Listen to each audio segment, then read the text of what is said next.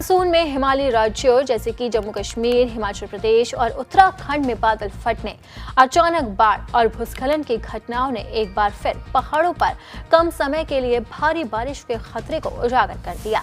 इससे ये भी संकेत मिलता है कि सामान्य श्रेणी में मौसमी बारिश से यह अनुमान नहीं लगाया जा सकता कि बादल फटने या अचानक बाढ़ की घटना नहीं होगी। मौसम वैज्ञानिकों का कहना है कि जलवायु परिवर्तन के चलते इस तरह के मामलों के बढ़ने की आशंका है। इसका पूर्वानुमान नहीं लगाया जा सकता है। हिमालय क्षेत्र जलवायु परिवर्तन के हिसाब से काफी संवेदनशील है और आने वाले सालों में आपदा की घटनाएं बढ़ने का खतरा बना रहेगा। मौसम विभाग के जिलावार बारिश के आंकड़ों पर अगर गौर करें तो काफी विरोधाभासी तथ्य सामने आए। तमाम जिलों में जहां भयावह बादल फटने या अचानक बाढ़ के मामले सामने आए हैं, वहां सामान्य या सामान्य से कम बारिश दर्ज की गई है। जम्मू डिवीजन में किश्तवाड़ और कठुआ और उत्तराखंड में उत्तरकाशी इसके उदाहरण हैं।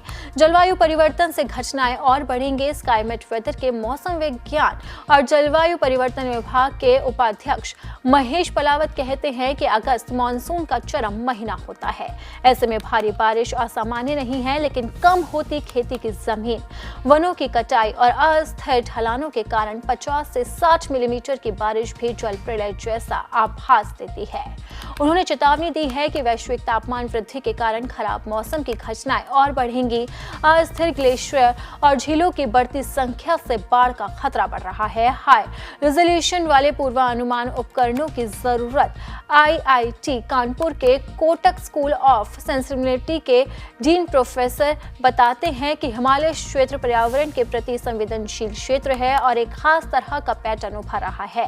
केवल औसत वर्षा के आंकड़े किसी चरम घटना का संकेत नहीं दे सकते।